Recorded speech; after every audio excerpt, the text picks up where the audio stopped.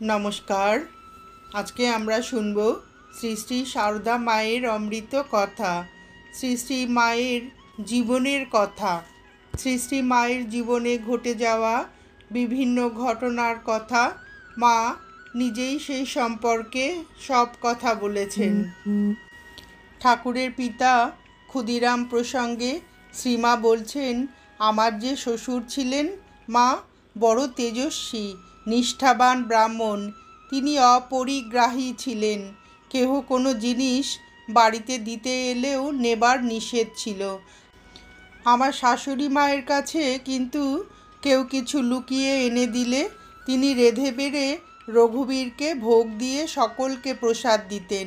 শ্বশুরমশাই তা জানতে পারলে খুব রাগ করতেন, কিন্তু জ্বলন্ত ভক্তি ছিল তার। মা শীতলা তার সঙ্গে সঙ্গে ফিরতেন। শেষ রাত্রে উঠে ফুল তুলতে যাওয়া তার অভ্যাস ছিল। একদিন লাহাদের বাগানে গিয়েছেন। একটি 9 বছরের মতো মেয়ে এসে তাকে বলছে, বাবা এদিকে এসো, এদিকের ডালে খুব ফুল আছে, আচ্ছা নুয়ে ধরছি, তুমি তোলো। তিনি বললেন, এই সময়ে তুমি এখানে কে মা? আমি গো, আমি এই হালদার বাড়ির। অমন ছিলেন বলেই ভগবান তার ঘরে এসে জন্মেছিলেন। তিনি এসেছিলেন, আর তার এই সব সাঙ্গ পাঙ্গরাও এসেছিল।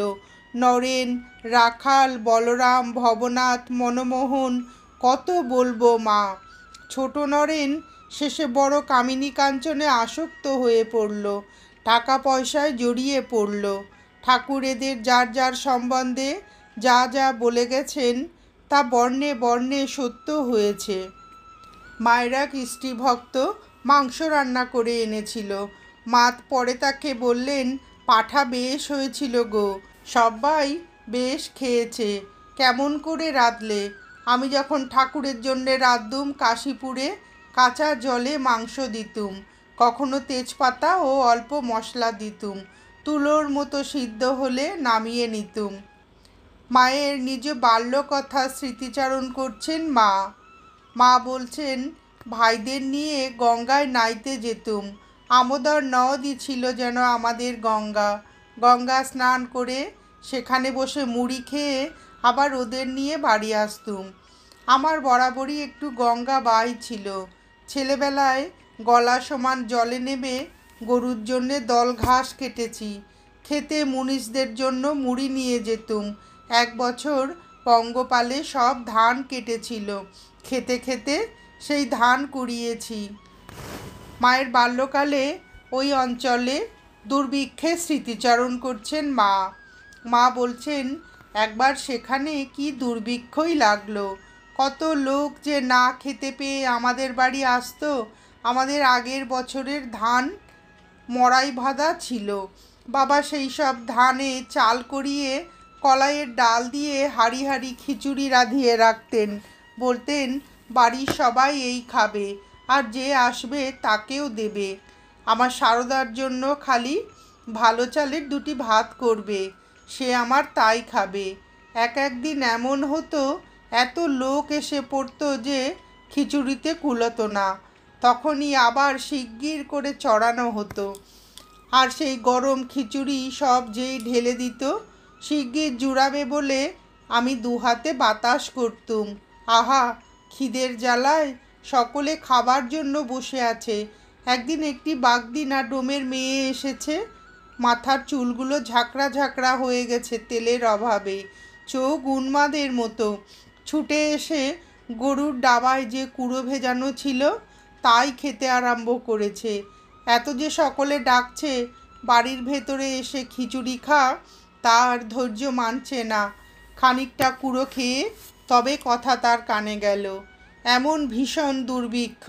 সেই বছর দুঃখ পেয়ে তবে লোকে ধান মড়াইয়ে রাখতে আরম্ভ করল। শ্রীমা দক্ষিণেশ্বরে থাকাকালীন তার শাশুড়ি চন্দ্রমণি দেবীর সেবা করতে গিয়ে দ্রুততার জন্য অনেক সময় নিচু দরজায় তার মাথা ঠুকে যেত দেখে কেউ কেউ তার কষ্টের কথা বললে তিনি বলেন, হলোই বা, তিনি আমার গুরুজন। আর মা, আহা, তিনি বুড়ো হয়েছেন, আমি যদি তাড়াতাড়ি না যাই তার অসুবিধা হতে পারে। সেই জন্য দৌড়ে যাই। দক্ষিণেশ্বরে বাসকালের স্মৃতিচারণ করে মা বলছেন, কি আনন্দই ছিলুম, কত রকমের লোকই তার কাছে আসতো। দক্ষিণেশ্বরে যেন আনন্দের হাট বাজার বসে যেত। ভক্তের আহ্বানে ভগবানের সাড়া দেওয়া প্রসঙ্গে মায়ের আত্মকথা। মা বলছেন, ভগবান বৈকুণ্ঠ থেকে নেমে আসেন যেথায় ভক্ত ডাকে। কোজাগরী পূর্ণিমার দিন লক্ষ্মী বৈকুণ্ঠ থেকে পৃথিবীতে আসেন। যেখানে যেখানে তার দৃষ্টি থাকে যান পুজো গ্রহণ করেন। আমার শাশুড়ি কামারপুকুরে দেখেছিলেন 14-15 বছরের মেয়ে, গৌরবর্ণ, কানে শঙ্কের কুণ্ডল, হাতে হীরের বালা, ডায়মন্ড কাটা বালা। বকুলতলায় ঠাকুরের বাড়ির সামনে দাঁড়িয়ে তার সঙ্গে কথা কয়েছিলেন। শাশুড়ি জিজ্ঞাসা করলেন, হ্যাঁ গা, তুমি কে? লক্ষ্মী বললেন, এই আমি এখানেই আসছি। শাশুড়ি বললেন, আমার ছেলেকে মানে শ্রীযুত রামকুমারকে দেখেছো? পুজো করতে গেছে, রাত হয়েছে এখনো এলো না। লক্ষ্মী বললেন, হ্যাঁ গো, সে আসছে, চালকলা বেঁধেছে। এই যে আমিও সেইখান থেকেই তোমাদের বাড়ি আসছি। আমার শাশুড়ি বললেন, না মা, বাড়িতে কেউ নেই, এখন এসো না। এই রূপে বারবার প্রত্যাখ্যান করায় আচ্ছা আমার অমনি দৃষ্টি থাকবে বলে দেবী অন্তর্ধান হলেন। দেখছো না, ওদের অবস্থা কখনো তেমন ভালো হলো না, মোটা ভাত কাপড় চলে যাচ্ছে। আমার শাশুড়ি দেখেছিলেন লক্ষ্মী লাহাদের বাড়ির দিক থেকে তাদের ধানের মড়াইগুলির ওখানে ঘুরে এসেছিল। আমার ভাসুর এসব কথা শুনে বললেন, মা, তুমি বুঝতে পারোনি? স্বয়ং লক্ষ্মী এসেছিলেন কোজাগর পূর্ণিমা কিনা আজ। তিনি গণনা জানতেন, খড়ি পেতে দেখেছিলেন। শ্রীমা তার নিজের বিবাহ স্থান সম্পর্কে বলেছেন, পুরানো বাড়িতে মানে মায়ের জন্মস্থানের বাড়িতে মায়ের বিয়ে হয়। আমার 9 বছর বয়সের সময় নতুন বাড়িতে, এখন যেটা বড়দা মামার বাড়ি, সেখানে আসি। ওই বাড়িতে আর ধরে না। স্বামী শান্তানন্দের সঙ্গে কথা প্রসঙ্গে শ্রী মায়ের উপদেশ। মা বলছেন, মন্দ কাজে মন সর্বদা যায়, ভালো কাজ করতে চাইলে মন তার দিকে এগোতে চায় না। আমি আগে রাত 3টের সময় উঠে প্রত্যাহ ধ্যান করতুম। একদিন শরীর ভালো না থাকায় আলস্যবশত করলুম না, তা কদিন বন্ধ হয়ে গেল। সেজন্য ভালো কাজ করতে গেলে আন্তরিক খুব যত্ন ও রোগ চাই। ঠাকুরের পরিবারের গৃহদেবতা শীতলা ও রঘুবীর সম্পর্কে মা বলছেন, ইনিই আমাদের আদি গৃহদেবতা। আমার শ্বশুর নাকি দর্শন করিয়েছিলেন, গল্প শুনেছি। সেই মহামায়াই শীতলা মূর্তিতে। অল্প বয়সের মেয়ে, লাল সিঁদুরের রঙের শাড়ি পরে ঝাঁটা হাতে নিয়ে সকল অমঙ্গল আবর্জনা ঝাড় দিচ্ছেন, আর কাকালে কলসি করে অমৃত বাড়ি পল্লব দিয়ে ছড়িয়ে ছড়িয়ে সকল প্রাণীকে শান্তি দিচ্ছেন, শীতল করছেন। সেই মহামায়ারই একটি রূপ শীতলা। তাই সিঁদুর মাখানো শান্তি জলের ঘট। বিশেষ বিশেষ দিনে জল বদলে দেওয়া হয়। রঘুবীরকে নিরামিষ ও শীতলাকে মাছ ভোগ দেওয়া হয়। কামারপুকুরে হরিদাসী ও উড়ে সাধু প্রসঙ্গে শ্রীমা বললেন, কামারপুকুরের হরিদাসী বলে একটি মেয়ে নবদ্বীপ যাবে বলে এসে ওখানেই রয়ে গেল। আমাকে কত ভালোবাসতো, তার কি বিশ্বাস ছিল মা। ঠাকুরের জন্মস্থানের ধুলো কুড়িয়ে রেখেছিল। বলতো, এই তো নবদ্বীপ, স্বয়ং গৌরাঙ্গ এখানেই এসেছিলেন, আবার কি করতে নবদ্বীপ যাব। আহা, কি বিশ্বাস! ঠাকুরের দেহ রাখবার পর একজন উড়ে সাধু এসে কামারপুকুরে ছিলেন। আমি তার চাল ডাল ইত্যাদি যা যা প্রয়োজন সব দিতুম, আর সকালে বিকালে খবর নিতুম। সাধু বাবা, কেমন আছো গো?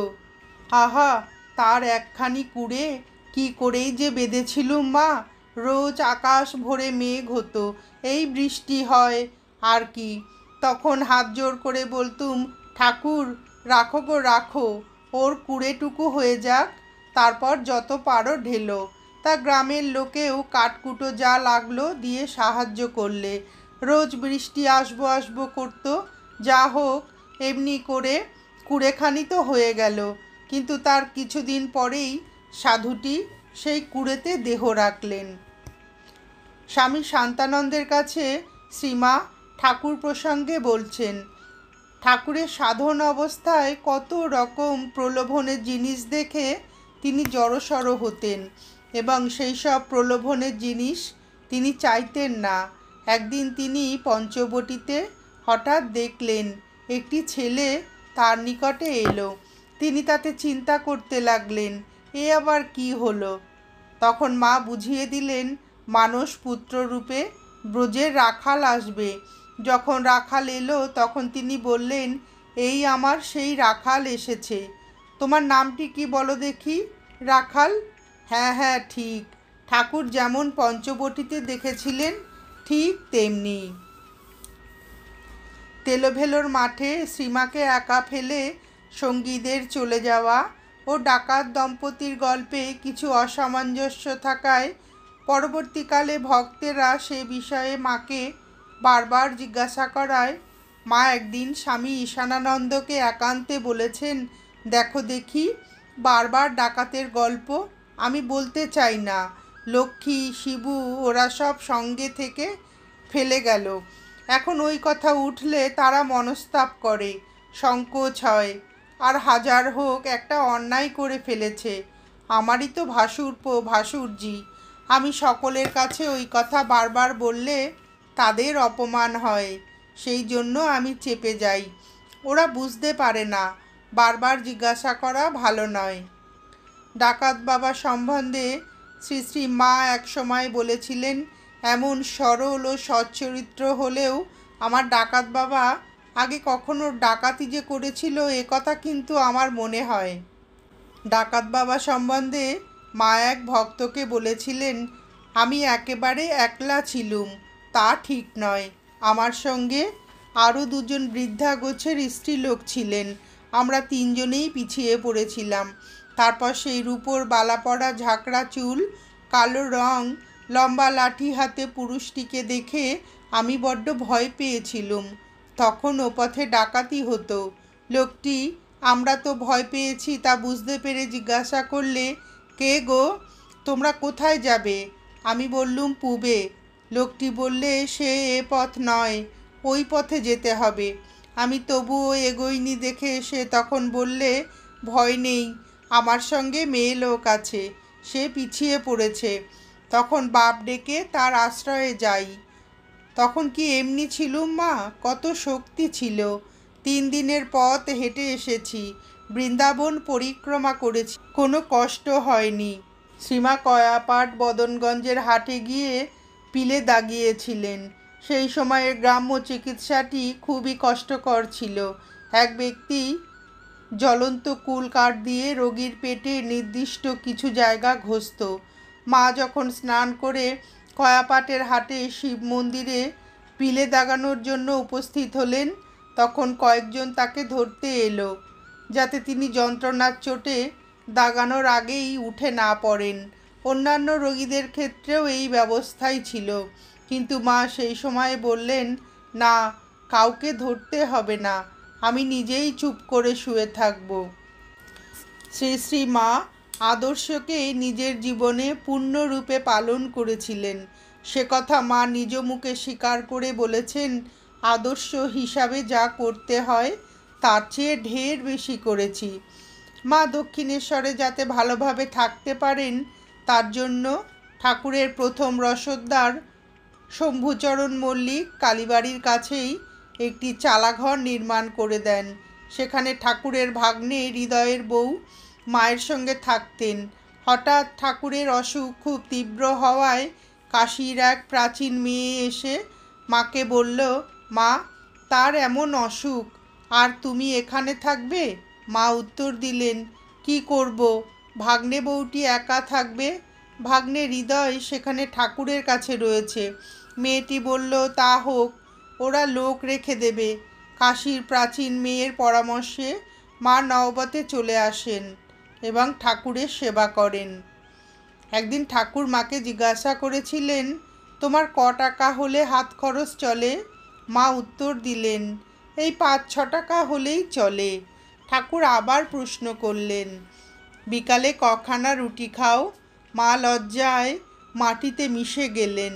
তিনি ঠাকুরকে খাবার কথা বলেন কি করে? তারপর আস্তে আস্তে বললেন, এই 5-6খানা খাই। মায়ের এই কথায় ঠাকুর সিদ্ধান্তে এসেছিলেন, তাহলে 5-6 টাকায় তোমার খুব চলে যাবে। শ্রীমা তার নিজের শরীরের প্রসঙ্গে বলছেন, আমিও 1 বছর আমাশায় ভুগেছি মা। সে কি শরীর হয়ে গেল। দেশে আমাদের কলুপুকুরের ধারে শৌচে যেতুম। বারবার যেতে কষ্ট হতো বলে সেখানটিতেই শুয়ে পড়ে থাকতুম। একদিন পুকুরের জলে শরীর পানে চেয়ে দেখি শুধু হাড় সার হয়েছে, দেহতে আর কিচ্ছু নেই। তখন ভাবলুম, আরে ছি, এই দেহ তবে আর কেন? এখানেই দেহটি থাক, দেহ ছাড়ি, পরে নিবি। মা কি নাম বললেন ঠিক মনে নেই, এসে বললে, ও মা, তুমি এখানে পড়ে কেন? চলো ঘরে, চলো ঘরে চলো, বলে ঘরে নিয়ে এলো। এখন আর পুকুর ধারে সেসব জায়গা নেই, ভাগ করে সব ঘিরে ঘুরে নিয়েছে। সুধীরা দিদি দক্ষিণেশ্বর থেকে ফিরে মাকে বললেন, তিনি নহবত দেখে এসেছিলেন। সেই রান্নার উনুন, মেছুনিদের ঝুড়ি, এইটুকু ঘরে মায়ের কত কষ্ট হতো। এই প্রশ্নের উত্তরে মা বলেন, শৌচের আর নাওয়ার জন্যই যা কষ্ট হতো। বেগ ধারণ করে করে শেষে পেটের রোগ ধরে গিয়েছিল। আর ওই মেছুনিরা ছিল আমার সঙ্গী। তারা গঙ্গা নাইতে এসে ওই বারান্দায় চুবড়ি রেখে সব নাইতে নামতো, আমার সঙ্গে কত গল্প করত। আবার যাওয়ার সময় চুবড়িগুলি নিয়ে যেত। রাতে জেলেরা সব মাছ ধরতো আর গান গাইতো, শুনতুম।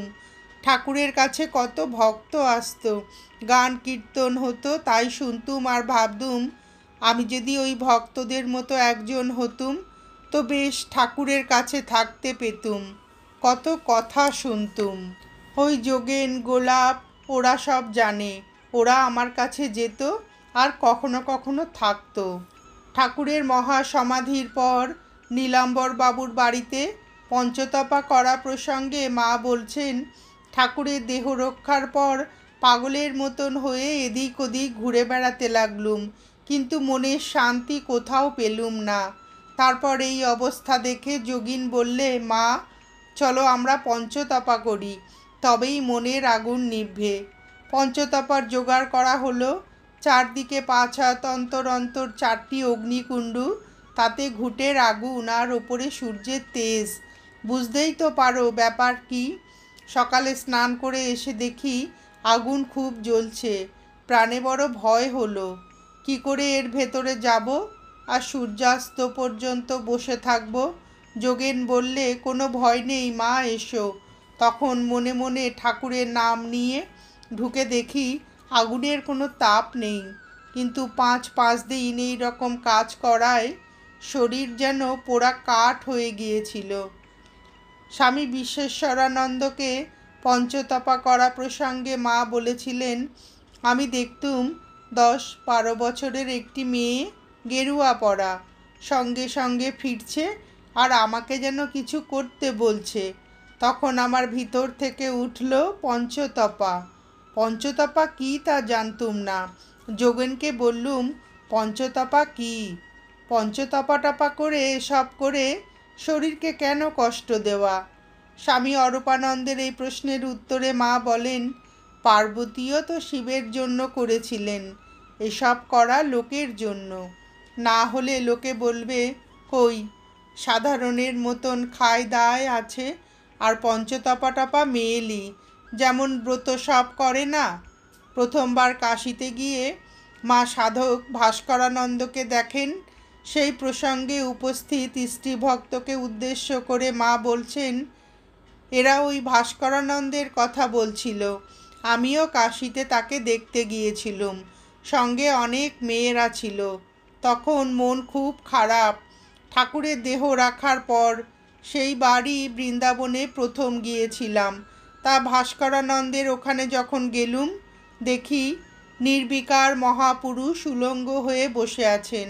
আমরা যেতেই মেয়েদের বললেন, শঙ্কা মাত করো মাই, তোমরা তো সব জগদম্বা, শরম কেয়া, এই ইন্দ্রিয়টি এর জন্য, এ তো হাতের 5টি আঙুল যেমন তেমন একটি। আহা, কি নির্বিকার মহাপুরুষ, শীত গ্রীষ্মে সমান উলঙ্গ হয়ে বসে আছেন। কাশীতে বেণীমাধবের ধ্বজা দেখে মা বলেছিলেন, আমাকে এখন অসমর্থ দেখছো, কিন্তু ঠাকুরের শরীর ত্যাগের পর আমি যখন কাশী এসেছিলুম তখন এই বেণীমাধবের ধ্বজার ওপরে উঠেছিলুম। হরিদ্বারের চণ্ডীর পাহাড় আর পুষ্করে সাবিত্রী পাহাড়েও উঠেছিলুম। নমস্কার, আজ এ পর্যন্তই। শ্রী শ্রী সারদা মায়ের স্মৃতিতে তার জীবনে ঘটে যাওয়া বিভিন্ন ঘটনার কথা শুনে আপনাদের ভিডিওটি কেমন লাগলো জানাবেন। শ্রী শ্রী ঠাকুর, শ্রীমা ও স্বামীজির অফুরন্ত আশীর্বাদ আপনাদের সকলের মাথার ওপর অঝোর ধারায় বর্ষিত হোক, এই প্রার্থনা করে ভিডিওটি শেষ করছি।